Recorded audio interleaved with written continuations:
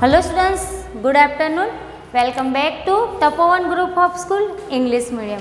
Students, आज हम संस्कृत में चैप्टर नंबर 3 सुभाषितानि उस चैप्टर के एक्सरसाइज की आज हम चर्चा करेंगे। स्टूडेंट्स, तो आपको ध्यान से यह एक्सरसाइज समझनी है, फिर उसको आपको अपनी नोटबुक में कंपलसरी 1 टाइम लिखनी है। ओके स्टूडेंट्स, तो अब हम स्टार्ट करते हैं। चैप्टर नंबर 1 में हमारा चैप्टर नंबर 3 का पहला क्वेश्चन है, right the Sanskrit word correctly in good hand writing.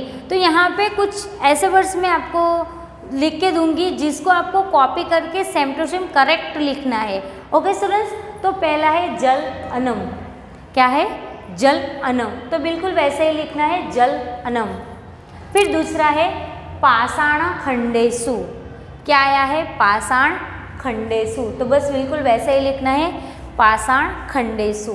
फिर है रत्न संज्ञा, वैसे ही लिखना है, रत्न संज्ञा। शुष्क वृक्षाच, तो लिखना है शुष्क वृक्षाच। सड़ते वर्तन्ते, सड़ते वर्तन्ते। दृष्टिपुटम, तो लिखना है दृष्टिपुटम। पीबे जलम, तो पीबे जलम। शास्त्रपुताम यानी शास्त्रपुताम। सिर्फ जो शब्द है वही देख के आपको कॉपी करके लिखना है। एक बार रिपीट करेंगे हम लोग, जलन्नम, पाषाण खंडेषु, रत्न संज्ञा, शुष्क वृक्षाश्च, सड़ते वर्तन्ते, दृष्टिपुतम, पीबे जलम और शास्त्रपुताम। आगे है कंप्लीट द फॉलोइंग सुभाषिता। तो यहाँ पे जो सुभाषित हमने पढ़े हैं उस सुभाषित को यहाँ पे हमें कंप्लीट करना है। तो पहला लिख के दिया गया है पृथ्व्याम डॉट विधीयते। एग्जाम में ये हम पूछेंगे, तो आपको अभी से उसको लर्न करना स्टार्ट कर देना है। ओके स्टूडेंट्स, तो पहला है पृथ्व्याम त्रीणि रत्नानि जलम अन्नम सुभाषितम। इस तरह आपको रीड करोगे तो आपको याद रह जाएगा। पृथ्व्याम त्रीणि रत्नानि जल अन्नम सुभाषितम मूढ़े पाषाण खंडेषु रत्न संज्ञा विधीयते। एक बार फिर से, पृथ्व्याम त्रीणि रत्नानि जल अन्नम सुभाषितम मूढ़े पाषाण खंडेषु रत्न संज्ञा विधीयते।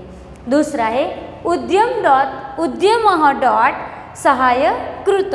उसका हम लिखेंगे उद्यमः साहसम धैर्य बुद्धि शक्ति पराक्रमः षडते यत्र वर्तन्ते तत्र देवः सहाय कृत।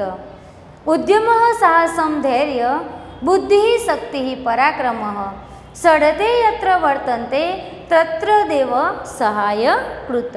ओके स्टूडेंट, तो इस पेज का आप स्क्रीनशॉट ले लीजिए।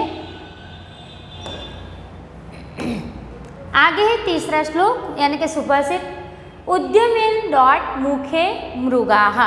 तो क्या कैसे करेंगे?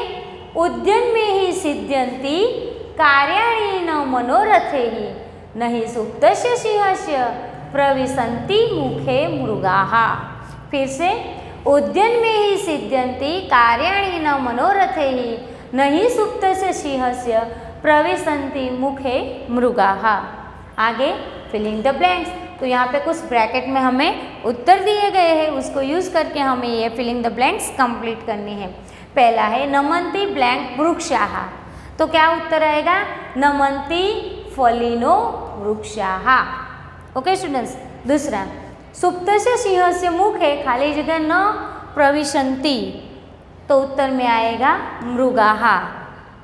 तीसरा, दृष्टिपुतम खाली जगह पादम, दृष्टिपुतम खाली जगह पादम आएगा नश्येत। सहस्त्रपुताम खाली जगह वाणी, उत्तर में आएगा वदेत। उद्यम में ही खाली जगह कार्याणि, तो उत्तर में आएगा सिद्ध्यन्ति। एक बार रिपीट करते हैं हम लोग। ओके स्टूडेंट्स, नमन्ति फलिनो वृक्षाः सुप्तस्य सिंहस्य मुखे मृगाः न प्रविशन्ति दृष्टिपुतम नश्येत पादम सहस्त्रपुताम वदेत वाणी उद्यम में ही सिद्ध्यन्ति कार्याणि। अब आगे हम देखेंगे, तो यहाँ पे क्या है, एमसीक्यू दिया गया है। तो answer the following correct question by selecting the most appropriate choice from those given below. तो यहाँ एमसीक्यू क्वेश्चन दिया गया है। तो पहला है के कदाचन न नमन्ति, यानी कौन कभी भी नहीं नमता है, झुकता नहीं है। तो गुणिनो जनाः, फलिनो वृक्षाः के मूर्खाः, तो उत्तर में क्या आएगा? मूर्खाः, जो कभी भी नमते नहीं है, झुकते नहीं है। केन कार्याणि सिद्धयन्ति, यानी कि कार्य कैसे सिद्ध होते हैं? केन कार्याणि सिद्धयन्ति, तो उद्यमेन, भाग्येन के मनोरथैः, तो क्या आएगा? उद्यमेन। ओके, कि मेहनत या परिश्रम से कोई भी कार्य हम सिद्ध कर सकते हैं।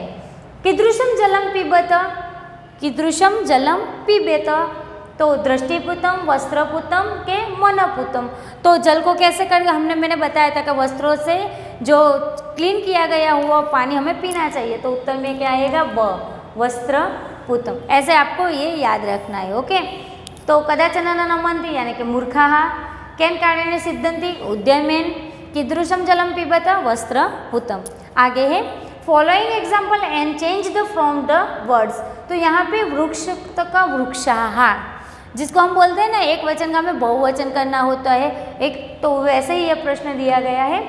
तो मयूर तो होगा मयूराः, मूर्खः तो मूर्खाः, दन्तः तो दन्ताः, पुरुषः पुरुषाः, देवः देवाः, मृगः मृगाः, पर्वतः पर्वताः, तारकः तारकाः। एक बार फिर से, मयूरः मयूराः, मूर्खः मूर्खाः, दन्तः दन्ताः, पुरुषः पुरुषाः, देवः देवाः, मृगः मृगाः, पर्वतः पर्वताः, तारकः तारकाः।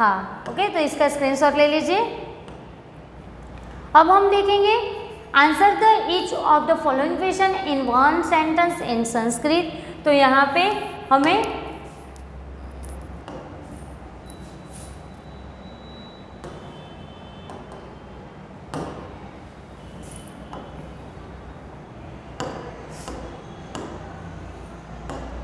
क्वेश्चन दिए गए होंगे, ठीक है, तो उस क्वेश्चन का हमें उत्तर देना है। तो पहला है पृथ्व्यां कानि त्रीणि रत्नानि सन्ति, पृथ्व्यां कानि त्रीणि रत्नानि सन्ति, तो उत्तर में हमें लिखना है पृथ्व्यां एतानि त्रीणि रत्नानि सन्ति, तो क्या है? जलम, अन्नम और सुभाषितम। मैंने आपको बताया था कि पृथ्वी के 3 रत्न कौन से हैं, जो मैंने वो नहीं है जिसको हम गोल्ड मानते हैं, ज्वेलरी, वो सब रत्न नहीं है। हमारे जीवन के मूल्य अति 3 रत्न कौन से हैं? जलम, अन्नम और सुभाषितम। दूसरा, कीदृशः वृक्षः नमन्ति, फलिः वृक्षः नमन्ति, यानी कि फल जो लगे हुए हैं वो वृक्ष क्या करते हैं? झुकते हैं। ओके, केह जनाः विनम्राः भवन्ति, कौन? जो लोग हैं जो झुकते हैं, नमते हैं, तो गुणिनः जनाः विनम्राः भवन्ति, गुणिनः जनाः विनम्राः भवन्ति। कीदृशः वृक्षः कदापि न नमन्ति, तो उत्तर में कौन से जो है जो वृक्ष जो नहीं झुकते हैं, तो सूक्ष्म वृक्षः कदापि न नमन्ति, जो सूखे हुए हैं वो वृक्ष कभी झुकते नहीं है, यानी कि सूक्ष्म, यहाँ पे ना मिस्टेक हो गई है, आपको क्या लिखना है? शुष्क। ओके, सूक्ष्म